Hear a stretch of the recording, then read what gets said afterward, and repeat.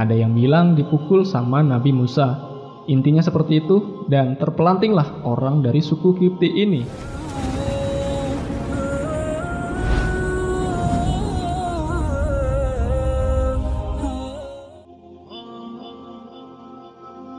A'udzubillahi minasyaitonirrajim. Bismillahirrahmanirrahim.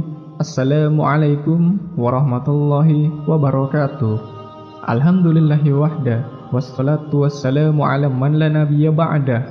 Sahabat-sahabul jannah yang dirahmati Allah subhanahu wa ta'ala. Para ulama sepakat bahwa rentang waktu antara zaman Nabi Yusuf dan Nabi Musa sangatlah panjang. Walau mereka berbeda pendapat dalam menentukannya, ada yang mengatakan 1 abad dan ada juga yang mengatakan 4 abad. Suku Hyksos yang menguasai Mesir di zaman Nabi Yusuf akhirnya ditaklukkan oleh suku Kipti. Akibat gejolak dan kekacauan yang menggerogoti kedaulatan suku Hyksos, pemimpin orang-orang Kipti inilah yang digelari dengan Fir'aun. Sepeninggal Nabi Yusuf dan pasca tergulingnya kedaulatan Hyksos, Bani Israel pun mulai terintimidasi. Mereka diperbudak oleh suku Kipti, yakni Fir'aun dan bala tentaranya, hingga zaman Nabi Musa alaihi salatu wassalam.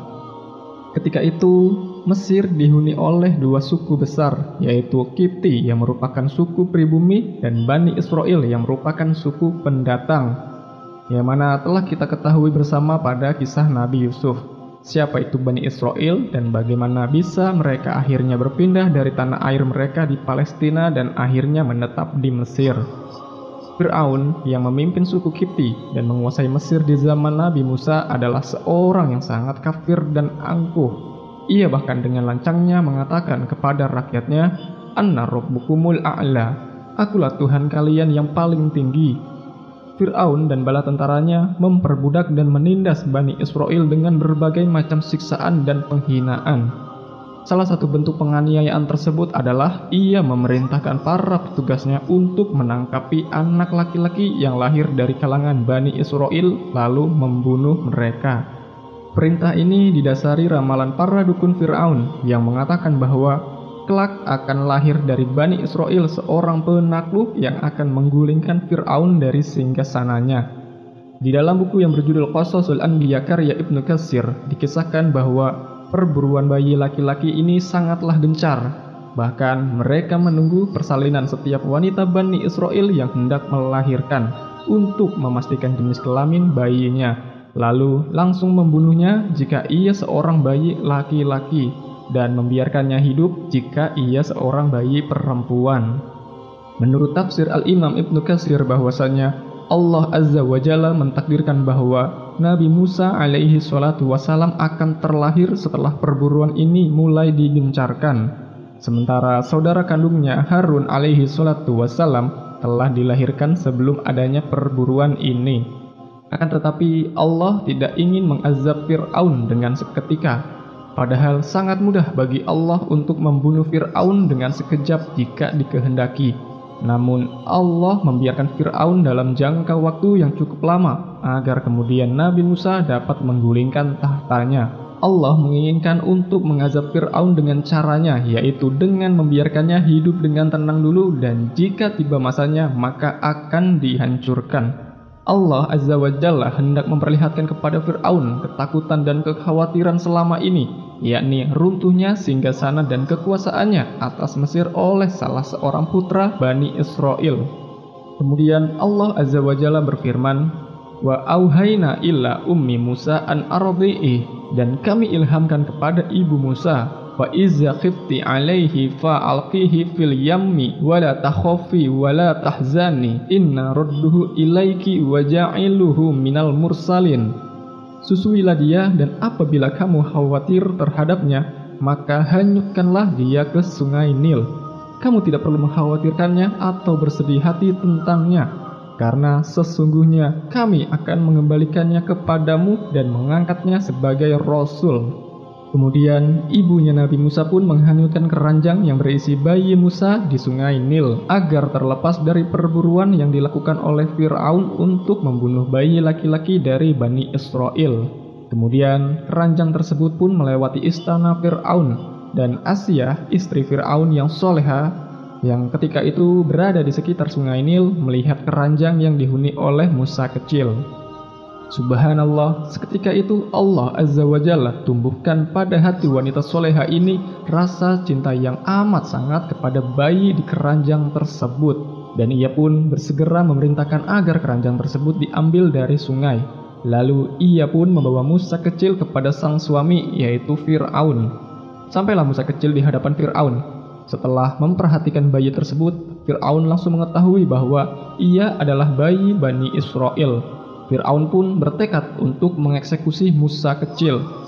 Di sini sebagian ahli tafsir berpendapat bahwa Fir'aun tidak pernah tahu bahwa bayi itu berasal dari Bani Israel. Namun sebagian lain berpendapat bahwa Fir'aun mengetahui bahwa bayi tersebut berasal dari Bani Israel. Akhirnya kemudian mengetahui hal itu, sang istri pun memohon kepada Fir'aun agar ia tidak mengeksekusi bayi tersebut. Qurratu 'ainil li wala la taqtuluhu 'asa ayyan fa'anna aw natakhizahu waladaw wa hum la yas'urun. Ia adalah penyejuk mata hati bagiku dan bagimu. Janganlah kamu membunuhnya. Mudah-mudahan kelak ia akan bermanfaat bagi kita, atau kita dapat mengangkatnya sebagai anak. Sahabat Ashabul Jannah yang dirahmati Allah Subhanahu wa Ta'ala, Asiyah adalah wanita yang mandul ya teman-teman. Sehingga Fir'aun memaklumi besarnya keinginan istri tercintanya tersebut untuk memiliki anak. Fir'aun yang angkuh dan sombong pun luluh dengan rayuan Asiyah dan akhirnya mengizinkan Musa kecil untuk tetap hidup di istana sebagai putranya sendiri.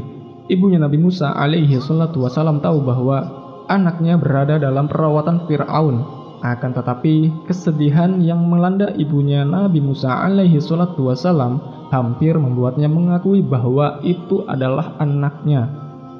Kemudian Allah pun mengokohkan hatinya agar keyakinannya akan janji Allah semakin tebal bahwa Nabi Musa alaihi salatu wasalam pasti akan kembali ke pangkuannya dan menjadikan Nabi Musa alaihi salatu wasalam sebagai seorang rasul. Kemudian ibunya Nabi Musa pun berpesan kepada saudarinya untuk mengutip Nabi Musa alaihi salatu wassalam. Fa basurat bihi, ikutilah dia. Layaknya bayi-bayi pada umumnya, Musa kecil butuh untuk menyusu. Namun anehnya, Musa kecil tidak mau menyusu kepada wanita manapun ketika itu.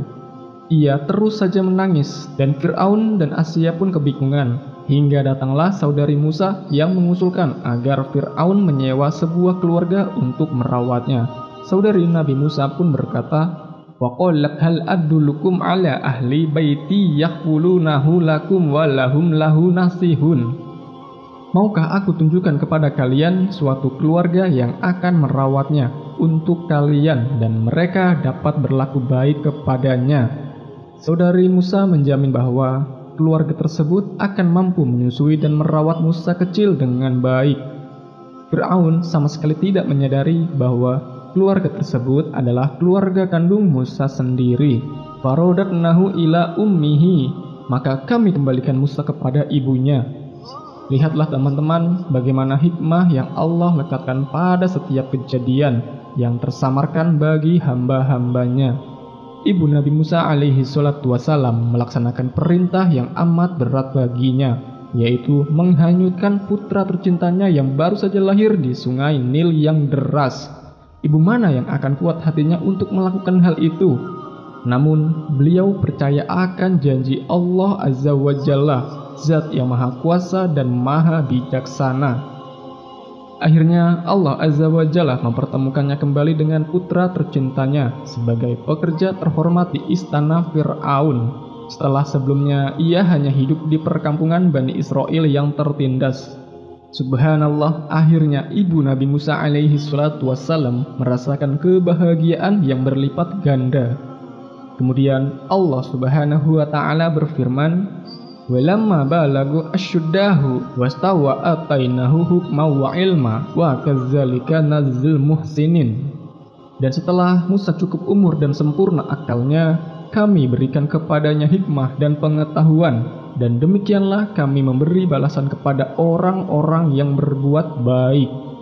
Nabi Musa alaihi salatu wassalam tumbuh di kerajaan Fir'aun sebagai anak yang cemerlang dan kuat. Nabi Musa dikenal sebagai putra angkatnya Fir'aun yang hebat. Dalam ayat di atas disebutkan bahwa Nabi Musa alaihi salatu wassalam diangkat sebagai nabi di saat telah sempurna akal dan kedewasaannya. Kondisi ini biasa dicapai oleh orang yang telah berumur 40 tahun. Menurut tafsir Al-Qurtubi bahwasanya Nabi Musa alaihi salatu wassalam hidup bersama Fir'aun selama kurang lebih 40 tahun. Setelah berusia 40 tahun, Nabi Musa diangkat oleh Allah menjadi nabi dan diberi pengetahuan. Setelah itu, terjadilah skandal besar yang akhirnya membuat Nabi Musa alaihi salatu wassalam terusir dari istana Fir'aun dan dari Mesir. Allah Azza wa Jalla berfirman, "Wa dakhalal madinata ala hini ghaflatin min ahliha." Sahabat ashabul jannah yang dirahmati Allah Subhanahu wa taala, suatu hari Nabi Musa lagi jalan-jalan di waktu orang-orang sedang istirahat. Ada yang mengatakan antara maghrib dan isya, tapi ada yang mengatakan di waktu siang selepas zuhur dan orang-orang sedang istirahat. Fa wajada fiha rajulaini yaqtatilan. Nabi Musa alaihi salatu wassalam mendapati dua orang laki-laki yang sedang berkelahi. Haza min syi'atihi wa haza min aduwi. Yang satunya dari Bani Israel dan yang satunya lagi dari suku Kipti. Nabi Musa itu tidak berniat mau bela siapa-siapa ya teman-teman. Nabi Musa hanya mau melerai saja. Fastagossahul lazi min syi'atihi 'alal lazi min aduwihi. Sebenarnya Nabi Musa mau melerai Bani Israel dan suku Kipti ini, tapi musuhnya ini yang dari suku Kipti ini tidak terima dilerai dan mau memukul Nabi Musa. Ya akhirnya sama Nabi Musa dilawan. Ada yang bilang didorong agak keras sama Nabi Musa, ada yang bilang dipukul sama Nabi Musa. Intinya seperti itu dan terpelantinglah orang dari suku Kipti ini. Fa waqazzahu Musa faqadda alaihi. Dihajar sekali oleh Nabi Musa, mati orang itu dari suku Kipti. Dari saking kuatnya teman-teman sekalian, Nabi Musa Allah beri kekuatan. Melihat orang tersebut mati terkapar, Nabi Musa alaihi salatu wassalam pun menyesal dan beristighfar atas perbuatannya. Rabbi inni zolamtu nafsi faghfirli. Ya Allah, sesungguhnya aku telah menganiaya diriku sendiri, karena itu ampunilah aku. Faghfarolahu innahu huwal ghafurur rahim. Maka Allah mengampuninya. Sesungguhnya Allah Subhanahu wa taala Maha Pengampun lagi Maha Penyayang. Ayat ini jelas sekali menunjukkan bahwa perbuatan Nabi Musa alaihi salatu wassalam yang tanpa sengaja membunuh laki-laki dari suku Kipti tersebut adalah sebuah dosa. Allah Azza wa Jalla dengan jelas berfirman, faghfarolahu. Lalu dosa apa yang beliau lakukan dengan membunuh seorang pengikut Fir'aun, manusia paling kafir sepanjang sejarah? Jawabannya adalah bahwa memang tidak setiap kafir itu boleh dibunuh. Setiap syariat para nabi memiliki kriteria mana kafir yang boleh dibunuh dan mana yang tidak. Untuk pembahasan lebih detailnya mengenai perkara ini, teman-teman bisa merujuk pada kitab Ahkam Ahli Zimmah karya Imam Ibnul Qayyim. Kemudian Nabi Musa alaihi salatu wassalam pun merasa takut dan khawatir akan hukuman yang ia terima jika terungkap bahwa dirinya lah yang membunuh lelaki Kipti tersebut. Karena membunuh warga pribumi adalah kejahatan fatal di negeri Fir'aun ketika itu, apalagi jika yang membunuhnya adalah seorang dari Bani Israel. Terus kemudian wa izzal lazis tansarohu bil amsi yastasrihu. Besoknya atau beberapa waktu kemudian, Nabi Musa ketemu lagi sama Bani Israel dengan orang yang sama. Minta tolong, ya Musa, tolong ana. Berkelahi lagi dia sama orang Kipti. Memang ya, orang yang suka berkelahi ternyata tukang cari masalah. Ya marahlah Nabi Musa. Kemudian Nabi Musa pun berkata, innaka lagawiyyum mubin. Sesungguhnya kamu benar-benar orang yang sesat. Saat Nabi Musa datang ke Bani Israel yang suka berkelahi itu, dipegang sama Nabi Musa, takut dia. Maka akhirnya berkatalah orang ini dari Bani Israel ini, ya Musa, aturidu an taqatulani kama qatalta nafsam bil amsi. Hai Musa, apakah kamu bermaksud hendak membunuhku sebagaimana kamu kemarin telah membunuh seorang lainnya? Akhirnya kemudian perkelahian itu pun bubar. Dan Nabi Musa alaihi salatu wassalam tidak jadi membantu orang Bani Israel tersebut dan meninggalkannya. Akan tetapi orang Kipti tersebut pun jadi mengetahui bahwa yang membunuh kemarin adalah Nabi Musa alaihi salatu wassalam. Ia pun segera melapor dan akhirnya Nabi Musa pun diburu oleh Fir'aun dan bala tentaranya. Dan kemudian datanglah seorang laki-laki dari ujung kota dengan tergesa-gesa seraya berkata kepada Nabi Musa alaihi salatu wassalam, "Ya Musa, innal mala'a ya'tamiruna bika liyaqtuluka fakhruj inni laka minan nasihin." Hai Musa, sesungguhnya para pembesar negeri sedang merundingkan pembunuhanmu. Keluarlah engkau dari kota ini, sesungguhnya aku benar-benar tulus menasehatimu. Sampai saat ini kita tidak mengetahui identitas lelaki tersebut. Namun Allah Azza wa Jalla mengabadikan peran krusialnya di dalam Al-Quran yang akan terus dibaca hingga hari kiamat. Nabi Musa alaihi salatu wasallam pun terkejut mendengar berita tersebut dan langsung berlari meninggalkan Mesir. Fakharraja minha khaifan yatarqabbu. Nabi Musa alaihi salatu wasallam pun bergegas meninggalkan Mesir tanpa sempat mempersiapkan bekal apapun untuk pelariannya tersebut. Bahkan sebagian ahli tafsir menyebutkan bahwa Nabi Musa alaihi salatu wasallam pergi berlari tanpa memakai alas kaki. Meskipun demikian, keyakinan beliau akan perlindungan Allah Azza wa Jalla tak pernah sirna.